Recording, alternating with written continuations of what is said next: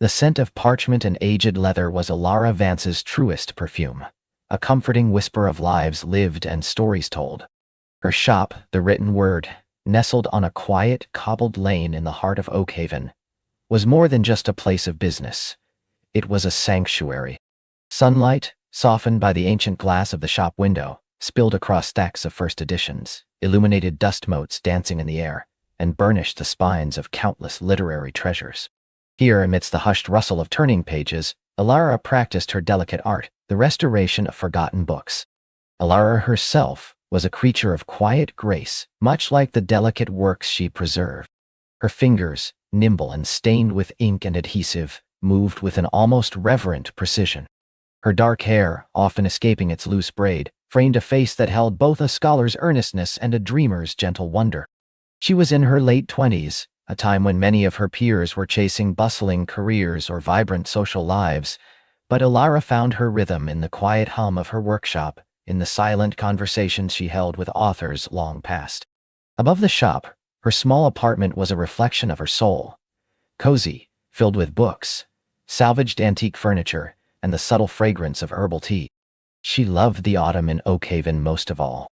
The crisp air carried the scent of wood smoke, and the sycamore tree outside her window became a riot of crimson and gold, showering her street with fallen leaves.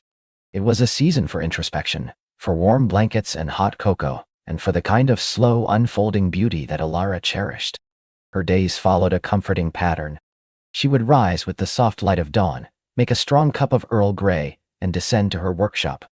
There, she would immerse herself in the delicate surgery of binding and rebinding, mending tears, and coaxing faded ink back to life. Sometimes, a customer would wander in, drawn by the unique charm of the shop, seeking a rare edition or simply the solace of its atmosphere. Alara greeted them with a soft smile and a gentle eagerness to share her love for books, but mostly, her world revolved around the silent stories in her care. Today, however, the usual rhythm was punctuated by a new kind of anticipation. A delivery was expected, not of books, but of an antique writing desk, a special commission for restoration. It was unusual for her, but the client had specifically sought out her meticulous attention to detail, her reputation for handling precious heirlooms with the utmost care. Alara had cleaned a space in the corner of her workshop, laying out her specialized tools, a soft linen cloth, and her array of gentle cleaning solutions. She was ready. Just as the grandfather clock in the corner chimed a resonant 10 o'clock, a shadow fell across the threshold. The bell above the door, with its sweet, clear ring, announced his arrival. He was tall, with a lean, elegant build that spoke of quiet strength rather than overt muscle. His hair, the color of rich dark earth, was slightly disheveled, as if he'd run a hand through it in thought, and his eyes, a deep contemplative gray, held a hint of something unreadable. He wasn't overtly handsome in a flashy way, but there was an intensity about him, a quiet magnetism that drew the eye. He wore a tweed jacket over a simple dark sweater, lending him an academic air. "Miss Vance?" His voice was low, with a subtle, pleasing timbre, like the resonance of an old cello. "Yes, that's me," Alara replied, rising from her workbench where she'd been meticulously mending a torn page from a 17th-century botanical guide. She wiped her hands on her apron, a faint blush rising to her cheeks under his steady gaze. "Julian Thorne," he introduced himself, offering a hand. His grip was firm but gentle. "Thank you for agreeing to take on my rather unusual request." "Not at all. I'm always fascinated by objects with a history," Alara said, gesturing around her shop. "And a writing desk certainly has its own stories to tell." He smiled then, a slow, almost melancholic curve of his lips that softened the intensity of his gaze. "Indeed, it's been in my family for generations. My great-grandmother, a rather formidable woman, penned all her correspondence there. It's seen a good deal of life, and perhaps a good deal of secrets." A delivery truck rumbled outside, and two men began carefully maneuvering a large mahogany writing desk through the shop door. It was a magnificent piece, dark and imposing, yet radiating an undeniable warmth. Its surface was scarred with the marks of time, faint rings from forgotten teacups, a small ink stain here, a shallow gouge there, each imperfection a testament to its long life. The brass hardware was tarnished, but beneath the grime, Elara could see the promise of intricate detailing. "It's beautiful," she breathed, circling the desk once the delivery men had carefully placed it in her designated spot and departed. Her fingers, almost instinctively, traced the edge of the polished wood. "It needs a good deal of love, I'm afraid," Julian said, his gaze lingering on the desk with a tenderness that surprised Elara. It wasn't just an antique. It was clearly a repository of memories for him. "I'd like it restored to its former glory, but without losing its character, if that makes sense. I want it to look cherished, not brand new." "I understand perfectly," Elara assured him. "My aim is always to preserve, not to erase, to mend the wounds of time, but to honor the journey."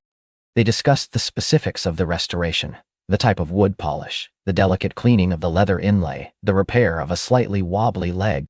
Julian listened intently, asking intelligent questions, demonstrating a deep respect for the object and Elara's expertise. There was a quiet intensity about him, a stillness that mirrored her own. "I'll be in touch with updates," Elara promised as he prepared to leave. "Thank you, Miss Vance. I look forward to seeing it renewed."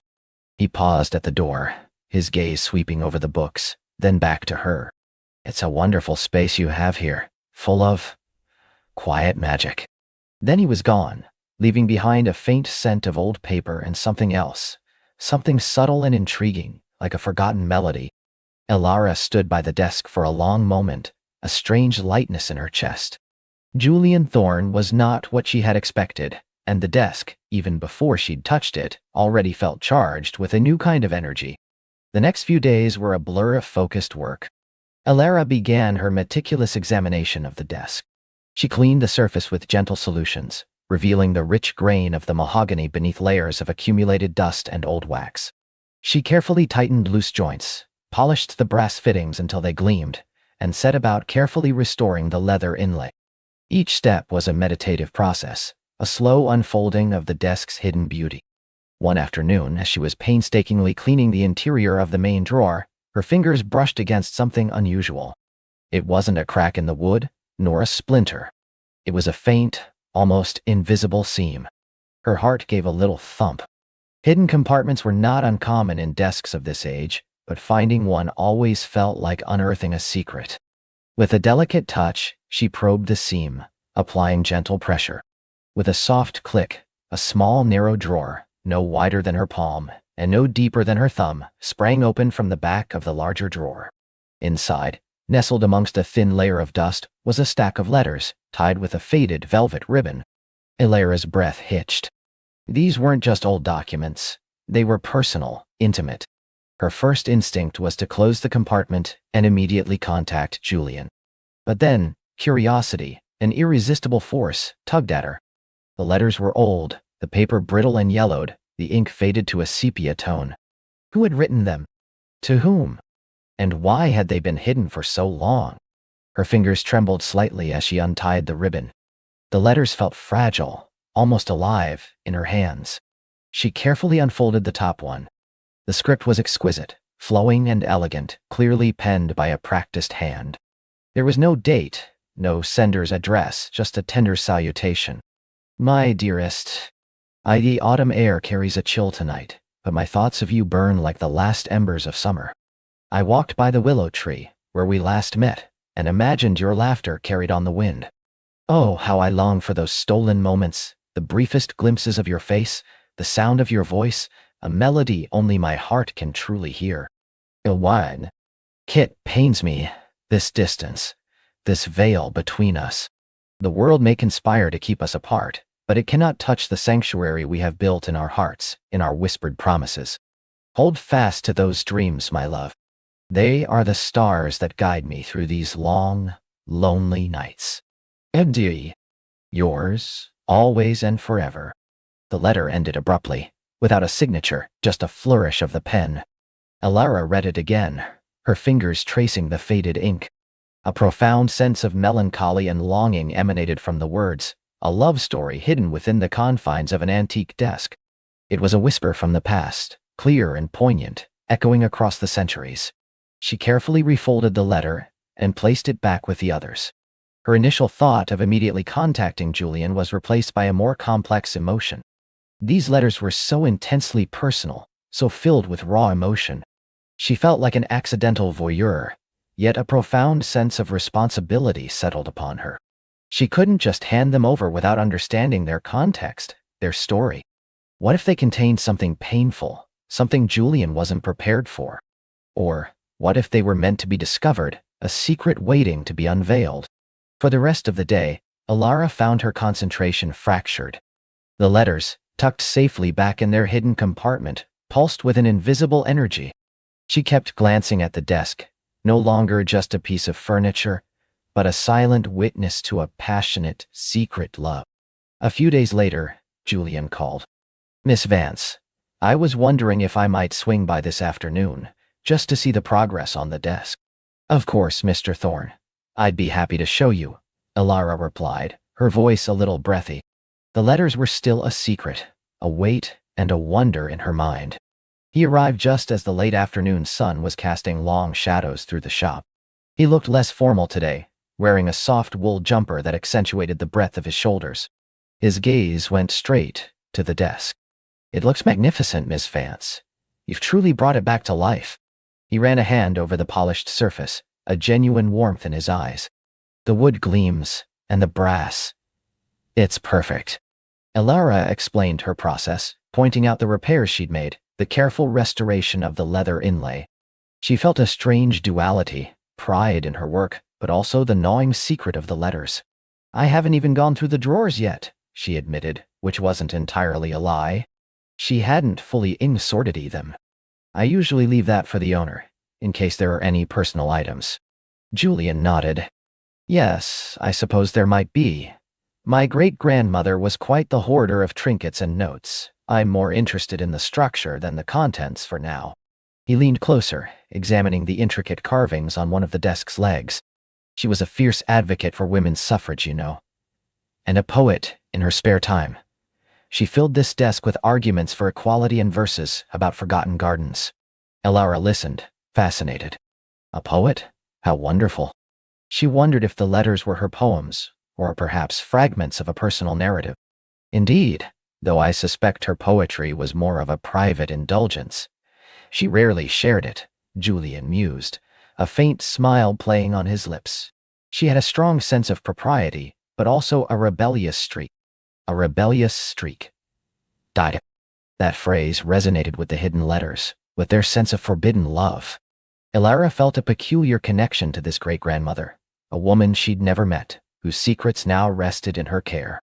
After Julian left, Alara found herself drawn back to the desk. She carefully opened the hidden compartment again, pulling out the stack of letters. She felt a strange pull, a sense that these weren't just random historical documents, but something meant to be found, meant to be read. She picked up a different letter, its paper fragile beneath her fingertips. "Ay, dearest. The rain outside mirrors the ache in my heart tonight. I saw you today, from afar, beneath the shelter of your umbrella, and my soul reached out to yours across the crowded street. If only I could have spoken, if only I could have held your hand, even for a moment. But the watchful eyes are everywhere, and we must be ever so careful. Day. Edo, you remember the night we met by the old mill pond? The moonlight on the water, your eyes reflecting the stars. It feels like a lifetime ago, and yet it burns as brightly as yesterday. I carry that night with me, a precious jewel hidden deep within." "Oh, itty. As well not her well, it she rise." "Patience, my love. Our time will come. Until then, let these words be a bridge between our solitary worlds. God. Yours, always and forever." Again, no signature, just the haunting repetition of yours, always and forever. Alara felt a pang in her chest, a shared ache of longing. The letters spoke of a clandestine love, a love that had to hide from watchful eyes. It was a love that resonated with a profound emotional depth, a yearning that time could not diminish.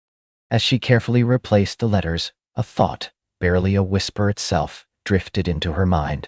Could these letters, hidden for generations, somehow be connected to Julian? Not just as their custodian, but in a deeper, more personal way? He had mentioned his great-grandmother, the poet with a rebellious streak. Could Shane have been the writer, or the recipient? And if so, what would that mean for Julian, for Alara? and for the quiet magic that was slowly unfurling in her own life.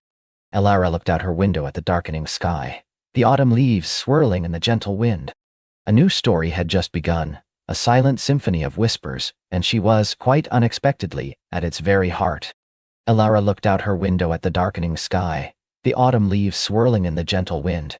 A new story had just begun, a silent symphony of whispers, and she was, quite unexpectedly, at its very heart.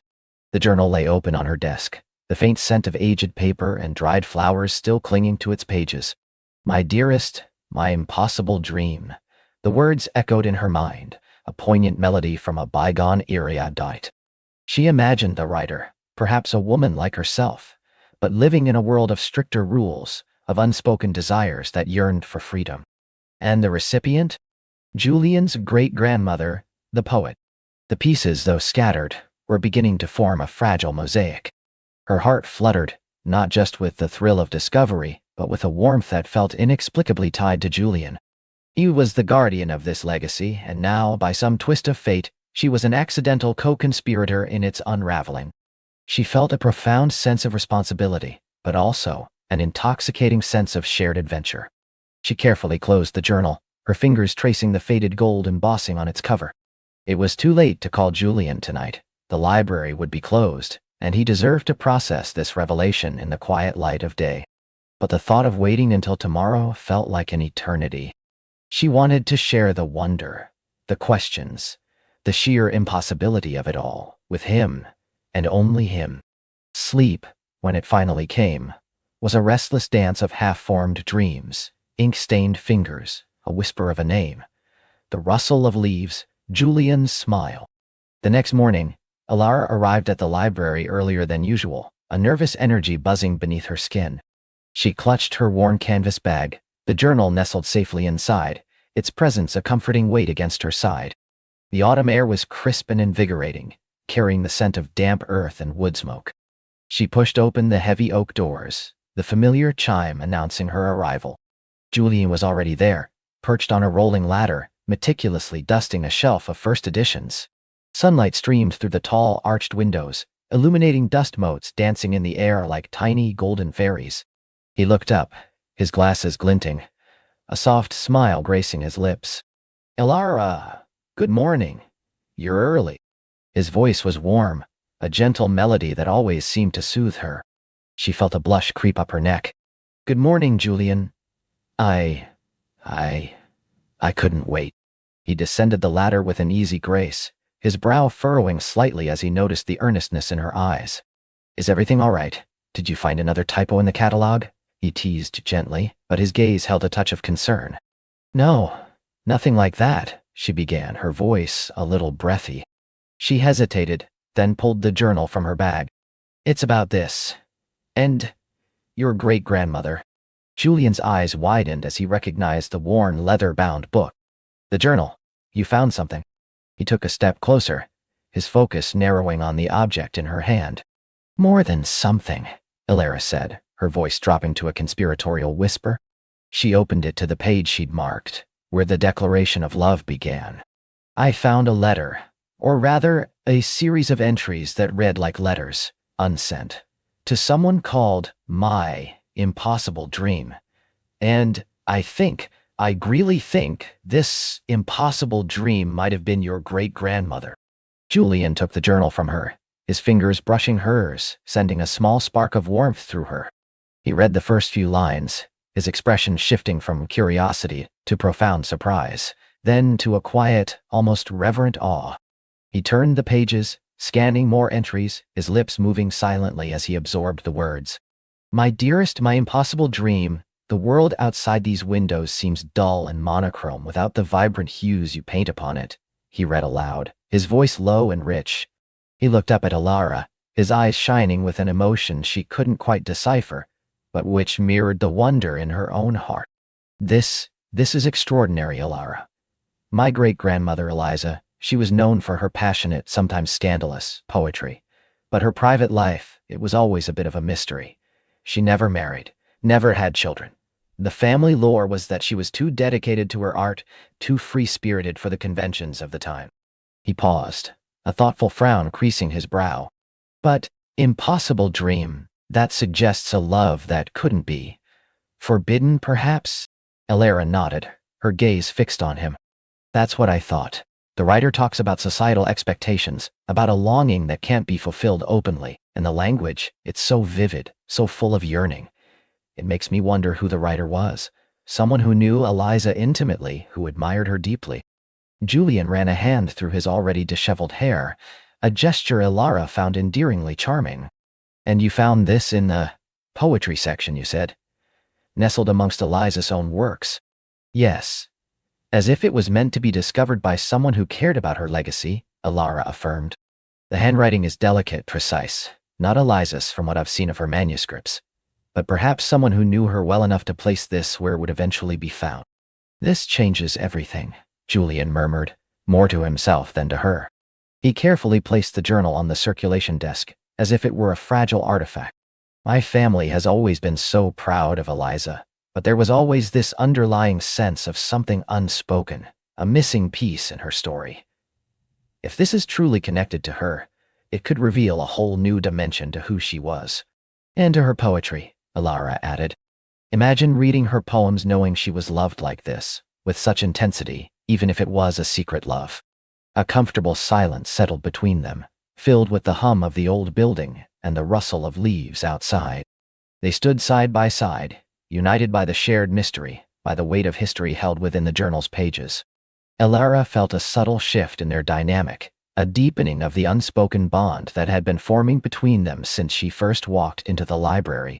We have to try and find out more, Julian finally said, his voice imbued with a newfound determination. Who wrote this? What was their story? And how did it connect to Eliza? Elara's heart swelled. This was it, the quiet magic unfurling. I was hoping you'd say that. I've been thinking about the handwriting, the turns of phrase. Julian's eyes lit up. My grandmother, Eliza's niece, kept meticulous records.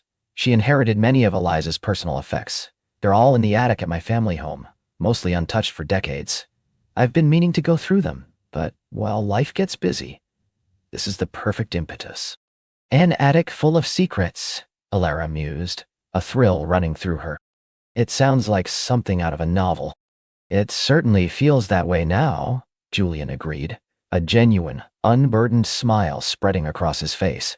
It was a smile that reached his eyes, crinkling the corners, and Elara felt a pleasant warmth bloom in her chest. Save you hardly ran away, dear mains, but I trust every ball. Would you like to come with me? It's a huge task, and I could really use your keen eye. You're so good at noticing details. The invitation was more than just an offer of help. It felt like an invitation into his world, into his family's history. I'd love to, Julian. Truly. And so, a few days later, under a sky the color of bruised plums and amethyst, Elara found herself driving with Julian to his family home, a grand, slightly faded Victorian house nestled on the outskirts of town. It was a house with history in its bones, its bay windows gazing out over a sweeping lawn dotted with ancient oak trees. Julian's family, it turned out, was away for the week, leaving the house to them and the ghosts of generations past. He led her inside, the air cool and faintly scented with lemon polish and old paper. The house felt lived in, loved, a comfortable echo of its inhabitants. The attic is an experience, Julian warned with a wry grin as they ascended the final creaky flight of stairs. My grandmother was a bit of a hoarder when it came to family history. He pushed open a heavy wooden door, and a wave of cool, dry air, thick with the scent of aged paper and cedar, enveloped them. The attic was vast, a cavernous space under the eaves, crisscrossed with heavy wooden beams. Boxes and trunks of all shapes and sizes were stacked against the walls, covered with dust sheets like sleeping giants. Old furniture, forgotten portraits, and stacks of yellowed newspapers formed shadowy mountains in the dim light, filtering through a single dormer window. Wow, Elara breathed, her eyes wide with wonder. It's magnificent. Julian chuckled. Magnificently overwhelming. Where do we even begin? With Eliza's things, I suppose, Elara suggested, already scanning the labels on the boxes. Did your grandmother organize anything? Loosely. There should be some marked Eliza's keepsakes or Aunt Eliza's correspondence. Julian said, pulling a string to turn on a bare bulb hanging from the ceiling, casting a warm, slightly dusty glow over the scene. They spent the next few hours sifting through boxes, a quiet camaraderie settling between them. Ilara, with her designer's eye for detail, was surprisingly adept at navigating the chaotic landscape. She unearthed old photographs, sepia-toned images of stern-faced relatives and laughing children, one of whom a striking woman with intelligent, piercing eyes, Julian identified as Eliza. "She looks formidable," Ilara observed, holding the photograph gently. Eliza's gaze met hers from across the decades, a hint of defiance in her eyes. "She was," Julian confirmed, a note of pride in his voice. "But also incredibly kind, I'm told. Just very much her own person." They found bundles of letters tied with faded silk ribbons, diaries with leather covers brittle with age, and even a small collection of pressed flowers, each a silent testament to a forgotten moment. Ilara was careful, almost reverent, as she handled each item, acutely aware that she was touching the physical remnants of lives lived long ago. Julian, meanwhile, was surprisingly methodical, carefully cataloging each item they decided to examine more closely. He had brought a notepad and pen, his librarian instincts kicking in. As they worked, they talked about Eliza, about the town's history, about their own lives. Ilara found herself sharing snippets of her journey to Willow Creek, her aspirations, her quiet joy in designing. Julian spoke of his deep love for books, his connection to the library, and the unexpected peace he'd found in caring for his family home. The afternoon wore on, the attic growing warmer under the late autumn sun. They took a break, Julian having thoughtfully packed a thermos of hot apple cider and some homemade cookies. They sat on an old velvet armchair, sharing the simple meal, the silence between them no longer just comfortable, but companionable. "It's amazing, isn't it?" Ilara said, sipping her cider. "How much history can be held in a single box? How many stories? And how many remain untold?" Julian added, looking around the vast attic. "Every object has a story, even if we never fully uncover it. It's what makes libraries and places like this so special. They're guardians of the past, waiting for someone to listen." Her gaze lingered on his profile, the way the light caught the slight stubble on his jaw, the earnestness in his eyes. He wasn't just a librarian, he was a storyteller, a keeper of dreams. They returned to their task with renewed vigor. Suddenly, Ilara gasped. "Julian, look!" She had found a small, intricately carved wooden box, tucked away behind a stack of old hat boxes. It was dark mahogany, with a delicate silver clasp. Inside, nestled on a bed of faded silk, were more letters. But these were different. They were addressed clearly to Eliza. And the handwriting, "It's the same," Ilara whispered, comparing it to the journal. "The same elegant, slightly slanted script. These are from the person who wrote the journal, and they're addressed to Eliza." Julian took the letters, his hands trembling slightly. He opened one, his eyes scanning the page. "My dearest Eliza, I hope this finds you well, though my heart aches for a moment of your company." He read softly, his voice thick with emotion. "The autumn leaves outside my window remind me of your fiery spirit, ever vibrant, even as they fall. I miss our discussions, our shared laughter, the way you make the world feel infinite." He looked at Ilara, his eyes wide with a mixture of wonder and profound sadness. This is it. This is her correspondent, and these were sent to her. She received them. "But not openly," Ilara pointed out, her own heart aching for the long-dead lovers. "They're hidden in a private box, not with her general correspondence." Julian carefully examined the envelopes. They were plain, unadorned, no return address. The postmarks were from a nearby town, but far enough away to suggest a journey, a separation. "And there's no signature," Ilara noticed. "Just a symbol, like a small stylized bird. A wren, perhaps?" Julian nodded slowly. Eliza had a fascination with wrens. She even wrote a poem about one, a tiny bird with a disproportionately powerful song, often hidden in the thicket. The implications hung in the air, heavy and poignant. A hidden love. A powerful, secret song. They continued to read through the letters, a narrative unfolding before their eyes, piece by agonizing piece. The writer, whose gender remained tantalizingly unrevealed, spoke of meetings in secret gardens, of shared glances across crowded rooms, of intellectual and emotional intimacy that transcended the boundaries of their time. The letters were filled with longing, with joy, with the quiet despair of a love that could never be fully expressed. One letter spoke of a painful decision, a necessary parting, perhaps due to family pressure or societal expectation. Though my spirit rebels against this injustice, my love, I must concede to the world's harsh decree. Know that my heart, though sundered, will forever beat in rhythm with yours. Our secret garden, planted with the seeds of our shared dreams, will flourish in the quiet corners of my memory, a testament to what was and what could have been. Elara felt tears prick at her eyes. It was a story as old as time, yet rendered so fresh and immediate through these heartfelt words. They were separated, she whispered, her voice thick. They had to give each other up. Julian nodded, his own eyes a little misty. This explains so much about Eliza, her melancholic verse, her dedication to her art as an escape. She poured all this unspoken emotion into her work. They sat amidst the dust and shadows of the attic, surrounded by the echoes of a past love, feeling the profound weight of it. It was a love story born of constraint, but no less powerful for its secrecy. "There's one more thing," Elara said, picking up a small, leather-bound book from the bottom of the box. It looked like a personal journal, not unlike the one she'd found in the library, but smaller, more private. "This one, it's different." Julian took it, his fingers tracing the worn cover. He opened it, and a gasp escaped his lips. The handwriting was Eliza's. "This is a caring journal," he breathed, awe in his voice. "Her private thoughts." He turned to the last few pages, which were filled with entries clearly written after the separation.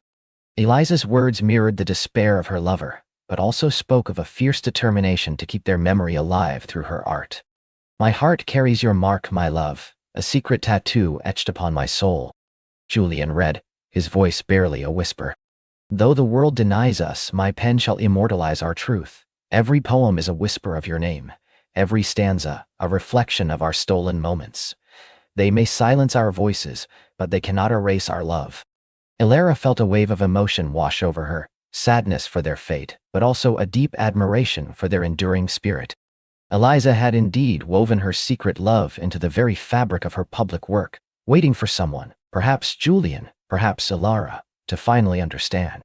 Julian closed the journal, holding it tightly. She never truly let go.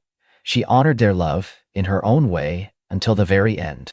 He looked at Elara, his gaze intense, vulnerable. "Thank you, Elara, for finding this, for helping me piece together her story. This means everything."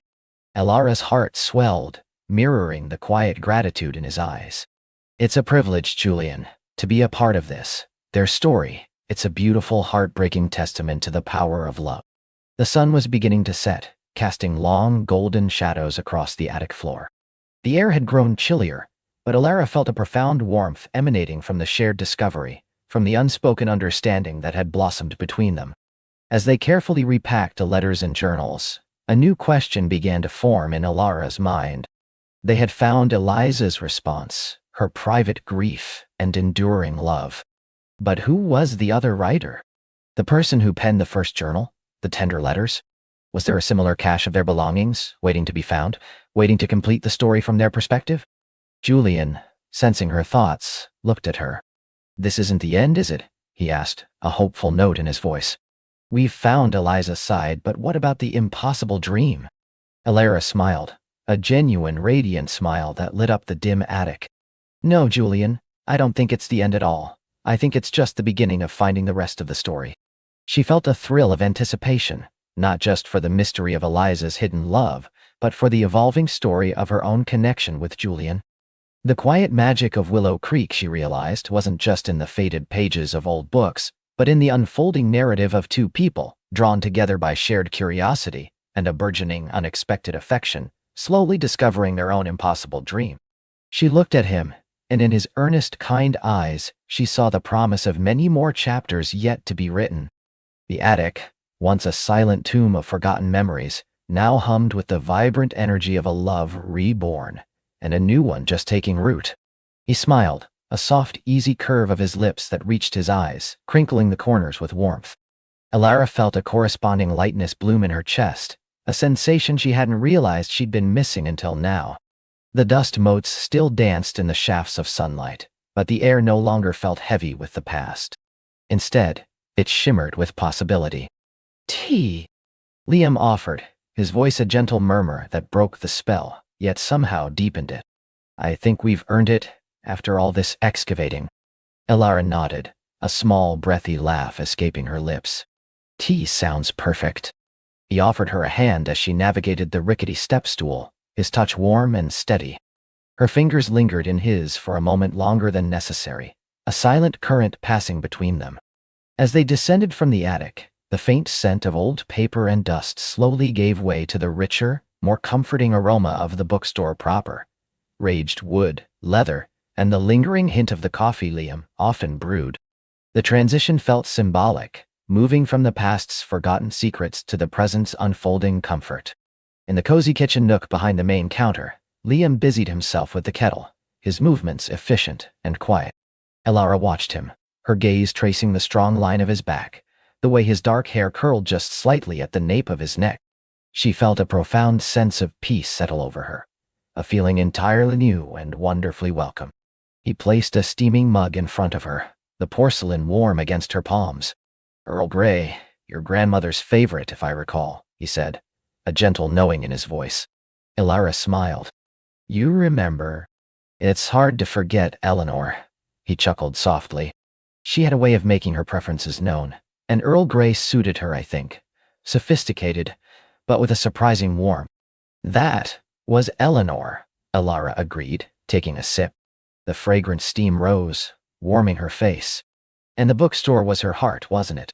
Liam leaned back in his chair, stirring his own tea thoughtfully. It was. And she poured so much of herself into it. Not just the books, but the stories behind them, the connections she made. She always said a bookstore wasn't just a place to buy books, but a place to find yourself, or lose yourself, depending on what you needed. I think I'm finding myself here, Elara admitted, her voice soft, almost a whisper. She looked around the familiar, yet newly seen, space. The shelves, once just dusty burdens, now felt like old friends. The silence, once intimidating, now felt companionable. I never expected to. I came here to tie up loose ends, to close a chapter. Liam met her gaze, his eyes kind and understanding. But sometimes, closing one chapter just means you're ready to start a new, more interesting one. He paused, then added, and sometimes, the loose ends are actually threads weaving into something beautiful. His words resonated deeply within her. She thought of the faded photographs, the cryptic notes, the intertwined fates of Eleanor and Arthur. And then, closer to home, the unexpected connection blooming between herself and Liam. It was as if the past, through its mysteries, was gently nudging them towards their own future. They spent the rest of the afternoon poring over the newly discovered treasures. The old ledger, filled with Eleanor's elegant script, detailed not only book sales but also cryptic notes about deliveries and special orders that seemed to go beyond typical bookstore transactions. The coded messages in the poetry book remained a puzzle, but Liam, with his sharp analytical mind, had already begun to identify potential patterns. It looks like a substitution cipher, he mused, tracing a finger along a line of seemingly random letters. Each letter stands for another, but the key, that's the tricky part. Elara, meanwhile, was captivated by the stack of letters tied with a faded blue ribbon. They were addressed to Eleanor, written in a bold, distinctive hand she now recognized as Arthur's. As she carefully untied the ribbon, a faint scent of lavender and old paper wafted up. These must be Arthur's letters to Eleanor, she whispered, a thrill of discovery running through her. Oh, Liam, imagine the stories they hold. She opened the top letter, her fingers trembling slightly. It was dated many decades ago, and the ink had faded to a sepia tone. It began, My dearest Eleanor, the fog has finally lifted from the cove, and with it, a lightness has returned to my heart, much like the one your presence always brings. Elara's breath hitched. Oh, she murmured, a warmth spreading through her. He loved her so much. Liam leaned closer, his shoulder brushing hers, a comforting heat. It sounds like it, he agreed, his voice soft. Eleanor never spoke much about her past, not really, only snippets. It's like she lived so fully in the present she rarely looked back. Maybe because the past was too painful or too precious, Elara suggested, imagining her grandmother as a young woman, receiving these fervent letters. She continued to read, the words painting a vivid picture of a romance both tender and passionate, set against the backdrop of Willow Creek. Arthur wrote of his travels, his longing for Eleanor, and subtle hints about a shared secret, a burden they carried together, yet a dream they nurtured. The afternoon bled into evening, the golden light outside softening to a dusty rose. They were still in the kitchen nook, surrounded by books and papers, a half-finished pot of tea growing cold between them. The initial excitement had mellowed into a comfortable intimacy, a shared purpose. "I should probably head home," Liam said eventually, stretching his arms above his head. "My cat, Barnaby, probably thinks I've abandoned him for the lure of ancient mysteries." Ilara laughed. "Barnaby? What a distinguished name for a cat."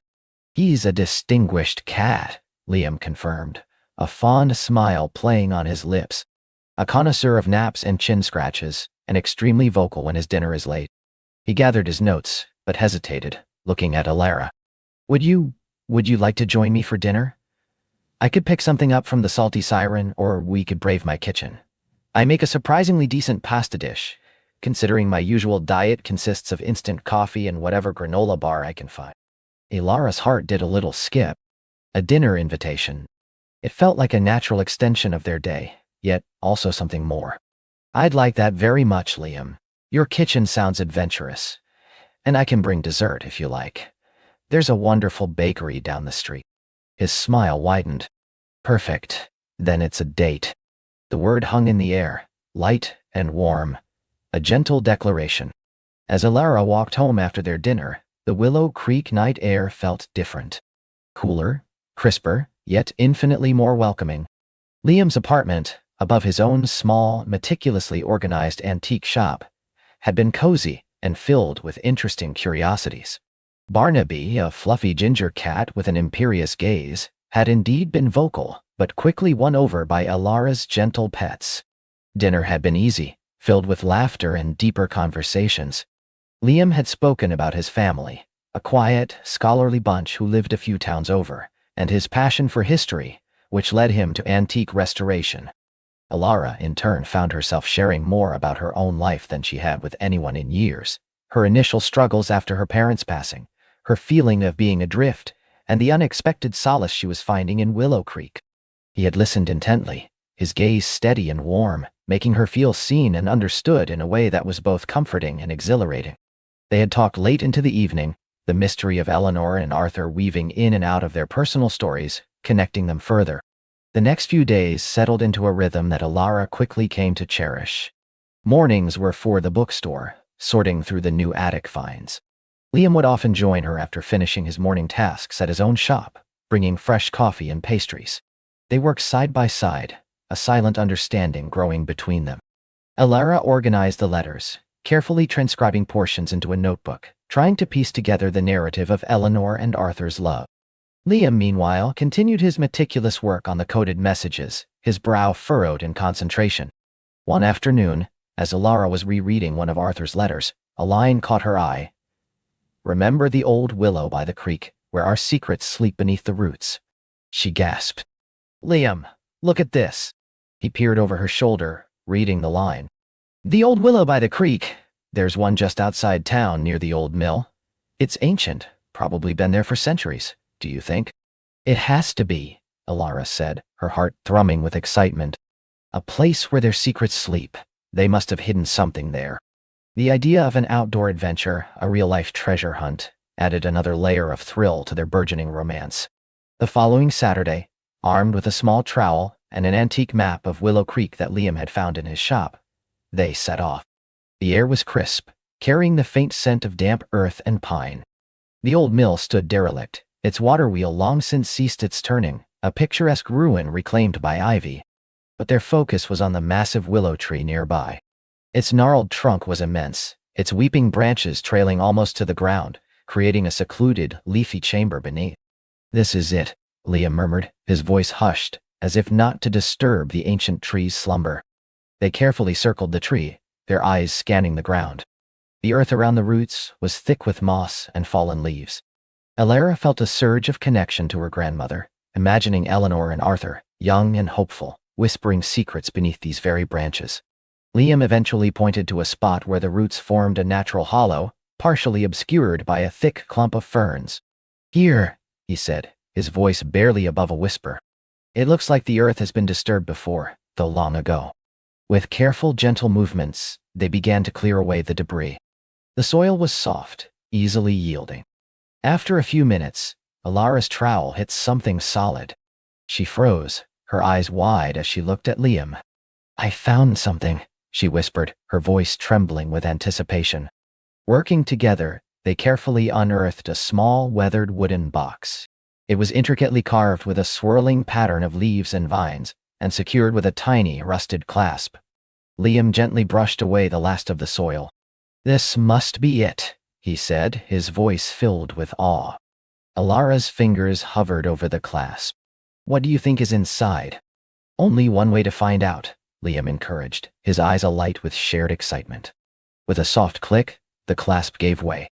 Inside, nestled on a bed of dried lavender, lay a small, tarnished silver locket, a single dried forget-me, not pressed between two layers of glass, and a tightly folded piece of parchment. Alara carefully picked up the locket. It was heavy, cool against her skin. She opened it, and inside, two miniature portraits stared back at her.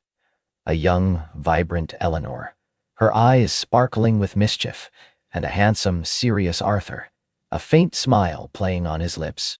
She felt a pang of profound emotion, a connection across time to these two people whose love story was now intertwined with her own. Liam gently took the parchment. It was a single sheet, thick and yellowed, covered in Arthur's distinctive handwriting. He began to read aloud, his voice low and reverent. "My dearest Eleanor, and to those who may one day find this, know that our love was the greatest adventure." Alara felt tears prick at her eyes. "The willows whisper," she repeated softly. That was their name for the bookstore. It wasn't just Eleanor's books. It was a sanctuary, a legacy. "And it's still here," Liam added, his gaze sweeping around the ancient tree, then back to Alara, a profound understanding passing between them. They built something meant to last, something beautiful. The discovery wasn't about solving a grand mystery or uncovering hidden riches, but about understanding a profound love and a powerful vision. It gave Alara a deeper appreciation for her grandmother's life and the true purpose of the bookstore. It wasn't just a building filled with books. It was a living, breathing testament to a dream. Over the next few weeks, the momentum shifted. Alara no longer felt like a temporary caretaker. She felt like an inheritor, a guardian of Eleanor and Arthur's dream. She and Liam continued to work tirelessly, not just organizing, but revitalizing the bookstore. They carefully restored old display cases, polished the worn wooden shelves, and even repainted the quaint sign above the door, proudly adding, "The willows whisper," beneath. Eleanor's books. Liam brought his expertise in restoration, mending torn pages and rebinding fragile covers. Alara, with a newfound enthusiasm, curated new sections, creating cozy reading nooks with plush armchairs and soft lamplight. They held an impromptu reopening for the town, a small, intimate gathering where they shared the story of Eleanor and Arthur's box. The townsfolk, many of whom remembered Eleanor fondly, were touched by the tale, bringing old photographs and anecdotes that further enriched the tapestry of the bookstore's history. The bookstore slowly began to hum with life again. Children's laughter echoed from the new Storytime corner. Local book clubs found a welcoming new home. The aroma of fresh coffee and old paper mingled, creating an inviting atmosphere. Alara found herself greeting customers by name, recommending books with genuine enthusiasm, and feeling a deep sense of belonging she hadn't thought possible. Her bond with Liam deepened with every shared project, every late-night conversation, every quiet moment of companionable silence. They discovered a mutual love for classic films, spending evenings curled on Liam's sofa, Barnaby purring contentedly between them. They explored more of Willow Creek, discovering hidden walking trails and charming local eateries. Each shared experience felt like another brushstroke on the canvas of their developing story. One blustery autumn afternoon, a sudden downpour trapped them in the bookstore. The rain lashed against the windows, creating a soothing rhythm.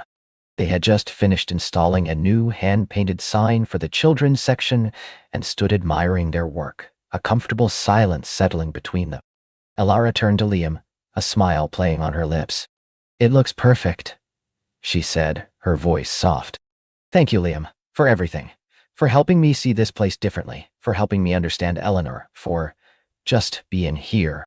Liam's gaze held hers, his eyes warm and sincere.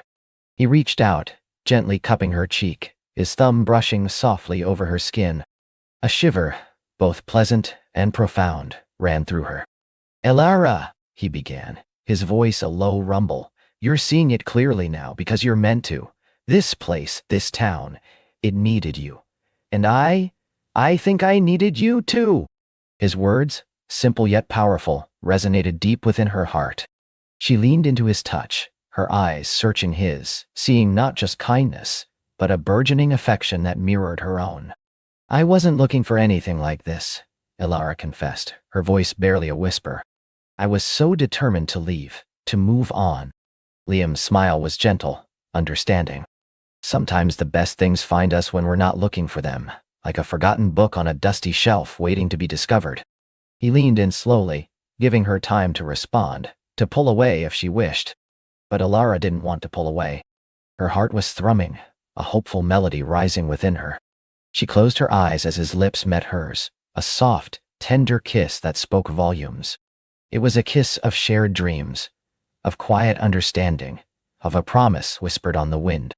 It tasted of old books and new beginnings, of the magic of Willow Creek and the impossible dream that was now, slowly but surely, becoming wonderfully real.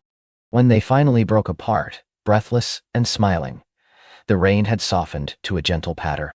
The bookstore, filled with the warmth of lamplight and the lingering scent of old paper, felt like the most perfect place in the world. The willows whisper, Elara whispered, looking around the beloved space. It truly is a sanctuary. Liam's hand found hers, his fingers intertwining with hers, a comforting, steady presence. And our story, he added, his eyes sparkling, is just beginning its next chapter. Elara looked at him, her heart overflowing. She knew, with a certainty that settled deep in her soul, that this was where she was meant to be. With him in this charming, magical place, weaving new tales into the rich tapestry of Willow Creek. The impossible dream wasn't just about Eleanor and Arthur. It was about the enduring power of love, connection, and the courage to open your heart to a future you never dared to imagine. And she was ready for every word of it. A comfortable silence settled between them, charged with unspoken promises. Liam's hand found hers, a warm, reassuring presence. The stars outside the window twinkled like a million tiny story beginnings, each one inviting them to dream. The days that followed wove themselves into a beautiful, seamless tapestry. Elara discovered that Willow Creek wasn't just charming, it was a living, breathing character in its own right. Liam, her patient guide, showed her its hidden nooks, a winding path along the creek that led to a sun-dappled clearing perfect for quiet contemplation, a tiny bakery that smelled perpetually of cinnamon and warmth, and a community garden where neighbors exchanged not just vegetables but laughter and stories. She found herself falling deeper in love not just with the place, but with the man who embodied its gentle spirit. Her writing flowed with an unprecedented ease. Eleanor and Arthur, once figments of her imagination, now felt like old friends, their romance unfolding with a depth and honesty that surprised even Elara. She saw glimpses of Liam in Arthur's quiet strength, in his steadfast devotion, and in Eleanor's burgeoning courage.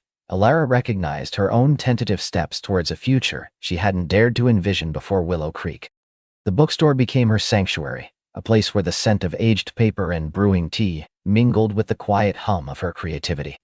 Liam, ever respectful of her process, would often bring her a mug of her favorite herbal tea, settling into an armchair nearby, a book open in his lap, his presence a comforting anchor.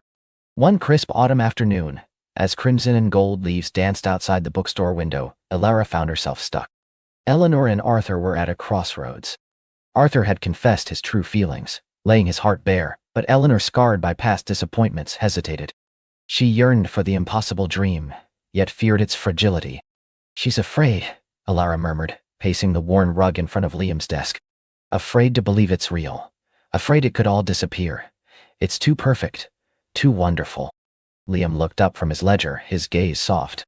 And what does your heart tell you, Elara, that Eleanor's should do? Elara stopped pacing, meeting his eyes. Her own heart gave a small, traitorous flutter. She was writing Eleanor's fear, but she was also writing her own. The past few weeks with Liam had been an idyllic dream, almost too good to be true. She'd found a home, a muse, a connection that resonated to her very core.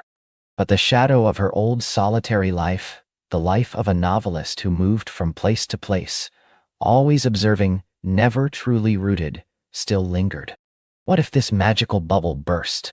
What if she wasn't truly meant for such a beautiful, settled existence? It tells her to take the leap, Alara admitted, her voice a whisper.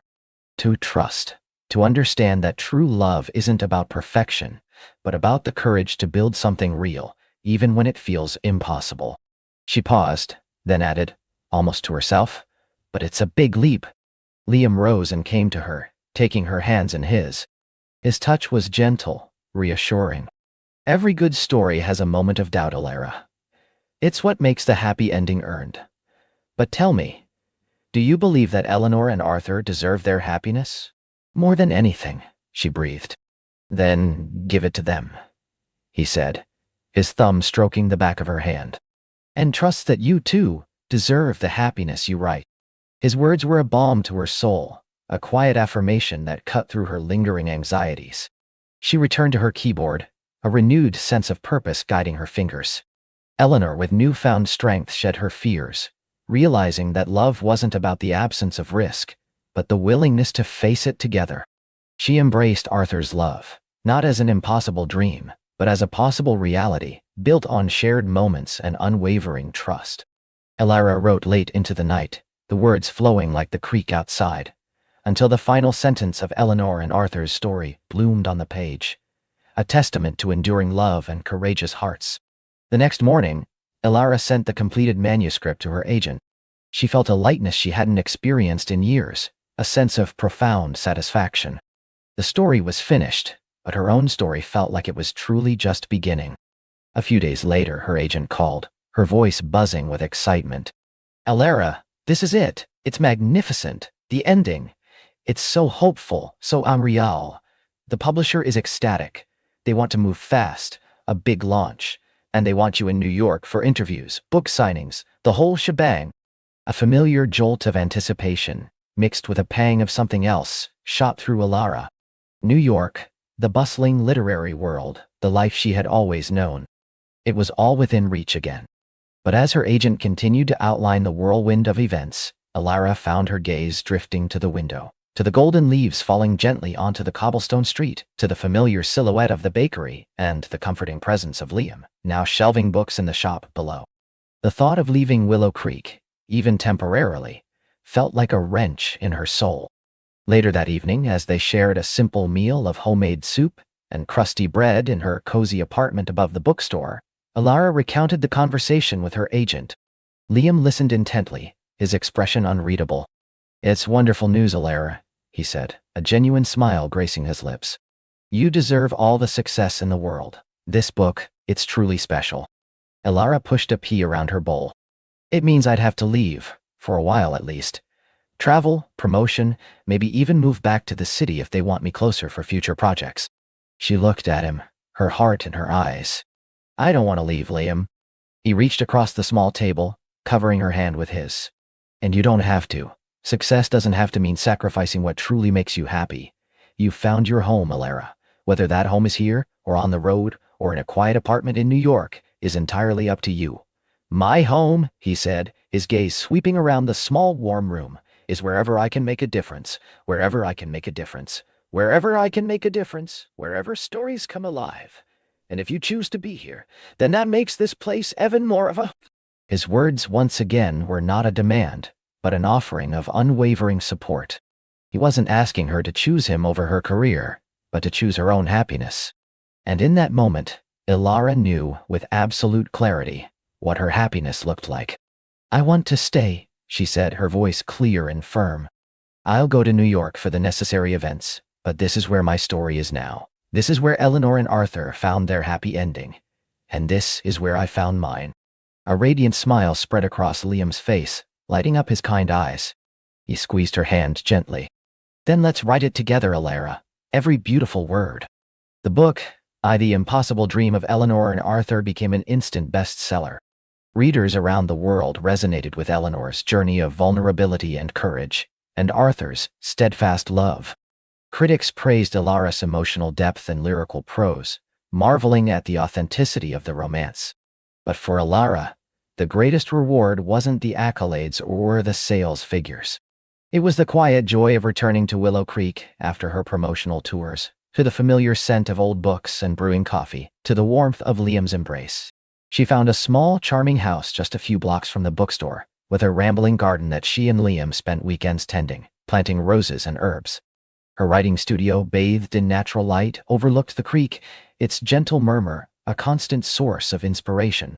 She continued to write, her stories now infused with a profound sense of hope and belonging. Each one a testament to the magic of finding your true home, not just in a place, but in a person. One evening, as the first snowflakes of winter began to fall, dusting Willow Creek in a shimmering blanket, Ilara and Liam sat by a crackling fire, a copy of her book open on her lap. He reached for her hand, intertwining their fingers. Eleanor and Arthur certainly found their impossible dream, he mused, his gaze fixed on the dancing flames. Ilara leaned her head on his shoulder, a contented sigh escaping her lips. They did, and so did I. She looked up at him, her heart full to bursting. You know, she began, a playful glint in her eyes. I think their story might need a sequel. Perhaps about building a life together, overcoming small challenges, finding joy in the everyday magic. Liam chuckled, pulling her closer. I have a feeling you'll have plenty of inspiration for that. After all, he whispered, pressing a soft kiss to her hair, we're just beginning our next chapter. Ilara smiled, her gaze drifting to the window, where the snowflakes danced, each one a tiny perfect promise of a future yet to be written. She knew with a certainty that settled deep in her soul that this was where she was meant to be. With him, in this charming, magical place, weaving new tales into the rich tapestry of Willow Creek. The Impossible Dream wasn't just about Eleanor and Arthur. It was about the enduring power of love, connection, and the courage to open your heart to a future you never dared to imagine. And she was ready for every word of it, forever grateful for the quiet, profound love that had found her and made her world complete.